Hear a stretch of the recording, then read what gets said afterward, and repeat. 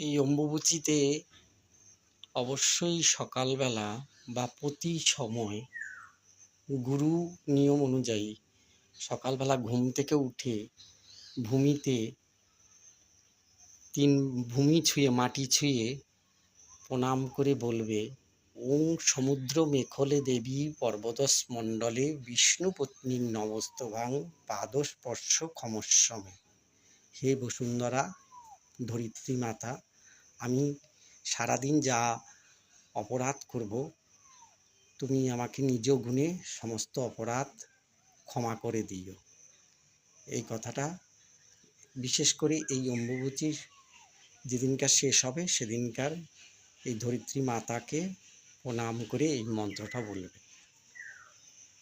আর প্রতিদিন সকালবেলা ঘুম থেকে ওঠার সময় এই মন্ত্রটা বলবে।